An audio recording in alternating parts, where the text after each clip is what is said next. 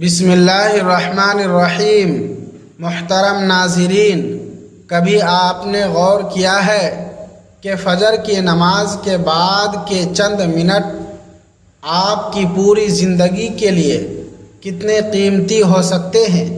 جب سارا شہر نیند سے بیدار ہو رہا ہوتا ہے، جب فضا میں ایک عجیب سکون ہوتا ہے اور جب انسان اپنے دن کا آغاز دنیا کے بجائے اپنے رب کی یاد سے کرتا ہے، تو وہ وقت اللہ تعالیٰ کے ذکر اور دعا کے لیے انتہائی خوبصورت وقت بن جاتا ہے۔ آج کی ویڈیو میں ہم آپ کو فجر کی نماز کے بعد کیے جانے والے ایک ایسے بابرکت ذکر کے بارے میں بتائیں گے جس کے اندر اللہ تعالیٰ کی حمد، اس کی پاکی، اس کی وحدانیت، اس کی بڑائی اور اسی سے مدد مانگنے کا مفہوم جمع ہے۔ لیکن اس ویڈیو کو آخر تک ضرور دیکھیے گا، کیونکہ آخر میں ہم آپ کو صرف وہ ذکر ہی نہیں بتائیں گے بلکہ اس کے صحیح الفاظ، پڑھنے کا طریقہ، مناسب ترتیب اور وہ اہم بات بھی بتائیں گے جسے اکثر لوگ نظر انداز کر دیتے ہیں۔ بہت سے لوگ وظیفہ تو پڑھ لیتے ہیں لیکن انہیں معلوم نہیں ہوتا کہ ذکر کے وقت دل کی کیفیت اور نیت کیا ہونی چاہیے۔ اس لیے آج کی بات صرف ایک وظیفہ بتانے تک محدود نہیں ہوگی، بلکہ ہم یہ سمجھنے کی کوشش کریں گے کہ فجر کے بعد اللہ کو یاد کرنا ہماری زندگی میں روحانی طور پر کیا تبدیلی پیدا کر سکتا ہے۔ محترم عزیزو، ہماری زندگی میں پریشانیاں بہت ہیں۔ کسی کو رزق کی فکر ہے، کسی پر قرض ہے، کوئی اولاد کے مستقبل کے بارے میں پریشان ہے، کسی کے گھر میں بے سکونی ہے اور کوئی اپنے گناہوں کی وجہ سے دل ہی دل میں ٹوٹا ہوا ہے۔ انسان دنیا کے دروازے کھٹکھٹاتے تھک جاتا ہے، لیکن بعض اوقات اسے یہ یاد ہی نہیں رہتا کہ سب سے بڑا دروازہ اللہ تعالیٰ کا دروازہ ہے۔ اسی لیے نماز کے بعد اللہ کا ذکر ہمیں اپنے رب کی طرف واپس لے آتا ہے۔ قرآن کریم ہمیں یاد دلاتا ہے کہ اللہ کے ذکر سے دلوں کو اطمینان حاصل ہوتا ہے۔ ذرا سوچیں، اگر دن کا پہلا کام موبائل دیکھنا، خبریں پڑھنا یا دنیاوی معاملات میں الجھنا نہ ہو بلکہ چند لمحے اپنے رب کو یاد کرنا ہو تو ہمارے دن کی کیفیت کتنی مختلف ہو سکتی ہے۔ فجر کے بعد کا وقت انسان کو یہ موقع دیتا ہے کہ وہ اپنے دن کی شروعات توبہ، شکر اور اللہ پر بھروسہ کے ساتھ کرے۔ محترم ناظرین، ایک اور خوبصورت عمل یہ ہے کہ ذکر کے بعد اپنے والدین کے لیے دعا کی جائے۔ اگر والدین زندہ ہیں تو ان کی صحت، سلامتی، ایمان اور آسان زندگی کے لیے دعا کریں، اور اگر وہ دنیا سے رخصت ہو چکے ہیں تو ان کے لیے مغفرت اور رحمت مانگیں۔ نیک اولاد کی دعا والدین کے لیے قیمتی تحفہ ہے۔ اسی طرح اپنی اولاد کے لیے بھی دعا کریں کہ اللہ تعالیٰ انہیں نیک، صالح، فرما بردار اور دین سے محبت کرنے والا بنائے۔ لیکن یہاں ایک ضروری بات سمجھ لیجئے، ہمیں کسی مخصوص ذکر کے بارے میں ایسی بات نہیں کہنی چاہیے کہ اسے پڑھتے ہی ہر مصیبت لازماً ختم ہو جائے گی، یا ہر شخص کو ایک خاص دنیاوی فائدہ ضرور ملے گا۔ فائدہ اور نقصان کا اختیار صرف اللہ تعالیٰ کے پاس ہے۔ ذکر کا اصل مقصد اللہ سے تعلق مضبوط کرنا، دل کو سکون دینا اور انسان کو نیکی کی طرف لے جانا ہے۔ محترم عزیزو، اب ذرا اس ذکر کے مفہوم پر غور کیجئے جسے ہم ویڈیو کے آخر میں آپ کو مکمل طریقے سے بتائیں گے۔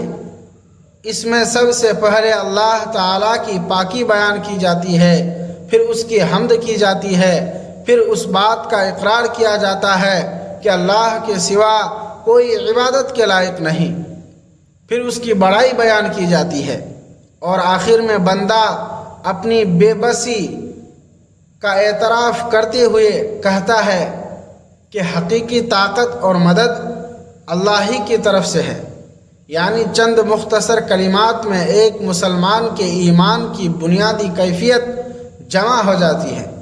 یہی وجہ ہے کہ اسے صرف زبان کا درد نہ سمجھیں بلکہ معنی سمجھ کر پڑھنے کی کوشش کریں۔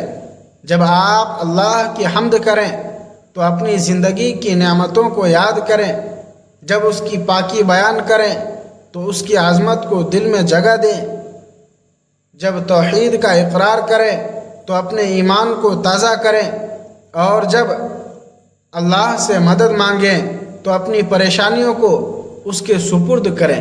محترم ناظرین، ذکر کے ساتھ استغفار کو بھی اپنے معمول کا حصہ بنائیں۔ انسان سے غلطیاں ہوتی ہیں، گناہ ہوتے ہیں، کوتاہیاں ہوتی ہیں، لیکن بہترین بات یہ ہے کہ بندہ اپنے رب کے سامنے واپس آ جائے اور معافی مانگے۔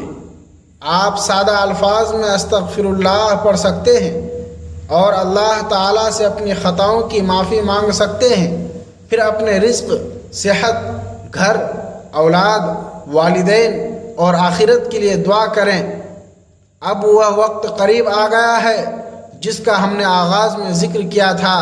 اگر آپ یہاں تک ویڈیو دیکھ رہے ہیں تو سمجھ لیجئے کہ آپ صرف ایک وظیفہ سننے کے لیے نہیں بلکہ اپنے دن کا ایک خوبصورت معمول بنانے کے لیے یہاں موجود ہیں۔ اب ہم آپ کو اس ذکر کے مکمل الفاظ بتاتے ہیں۔ فجر کی نماز ادا کرنے کے بعد اپنی جگہ بیٹھ کر توجہ کے ساتھ یہ کلمات پڑھیں: سبحان اللہ والحمد للہ ولا الہ الا اللہ واللہ اکبر ولا حول ولا قوت الا باللہ العلی العظیم۔ ان کلمات کو سمجھ کر اور اخلاص کے ساتھ پڑھیں۔ آپ انہیں 100 مرتبہ اپنے روزانہ کے معمول میں شامل کر سکتے ہیں، لیکن 100 مرتبہ کو اس مخصوص فضیلت کے ساتھ شرعی طور پر لازم نہ سمجھیں جب تک اس کے لیے واضح صحیح دلیل موجود نہ ہو۔ اصل چیز اللہ کی یاد، اخلاص اور پابندی ہے۔ اس کے بعد درود شریف پڑھیں، استغفار کریں اور اپنے لیے، اپنے والدین، اپنی اولاد اور تمام مسلمانوں کے لیے دعا کریں۔ اگر آپ چاہیں تو اپنی دعا میں یہ بھی کہیں: اے اللہ، ہمارے گناہوں کو معاف فرما، ہمارے والدین پر رحم فرما، ہماری اولاد کو نیک بنا، ہمارے گھروں میں سکون عطا فرما، ہمارے حلال رزق میں برکت عطا فرما، ہماری جائز پریشانیوں کو دور فرما اور ہمیں ایمان و عافیت کے ساتھ زندگی گزارنے کی توفیق عطا فرما۔ محترم ناظرین، یاد رکھیں، صرف ذکر پڑھ لینا کافی نہیں بلکہ ذکر کا اثر ہماری زندگی میں نظر آنا چاہیے۔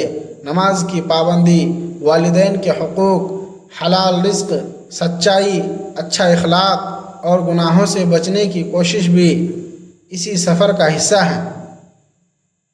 اگر فجر کے بعد کا یہ چند منٹ ہمیں دن بھر اللہ کو یاد رکھنے، اپنی زبان کو غلط باتوں سے بچانے اور اپنے اعمال کو درست کرنے کی طرف لے جائے تو یہی اس معمول کی بڑی کامیابی ہے۔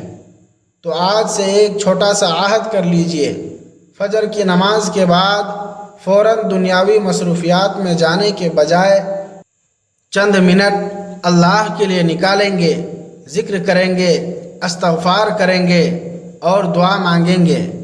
اللہ تعالی ہمارے اس معمول کو قبول فرمائے، ہمارے دلوں کو اپنے ذکر سے زندہ رکھے، ہمارے والدین پر رحم فرمائے، ہماری اولاد کو نیک بنائے، ہمارے گھروں میں سکون اور برکت عطا فرمائے اور ہمیں دنیا و آخرت کی بھلائیاں نصیب فرمائے۔ آمین یا رب العالمین۔ محترم ناظرین، اگر آپ کو آج کی یہ بات اچھی لگی اور آپ سمجھتے ہیں کہ فجر کے بعد کا یہ خوبصورت معمول دوسرے مسلمانوں تک بھی پہنچنا چاہیے تو ویڈیو کو لائک ضرور کریں۔ کمنٹ میں صرف انشاءاللہ لکھ کر بتائیں کہ آپ اس معمول کو اپنی زندگی میں شامل کریں گے اور اس ویڈیو کو اپنے دوستوں اور عزیزوں کے ساتھ ضرور شیئر کریں۔ اگر آپ ہمارے چینل پر نئے ہیں تو چینل کو سبسکرائب کر کے بیل آئیکن ضرور دبائیں تاکہ ایسی مزید اسلامی، اصلاحی اور ایمان افروز ویڈیوز آپ تک پہنچتی رہیں۔ اللہ تعالی ہم سب کو کثرت سے اپنا ذکر کرنے، نیک اعمال کی توفیق پانے اور ایمان پر خاتمہ نصیب فرمائے، آمین۔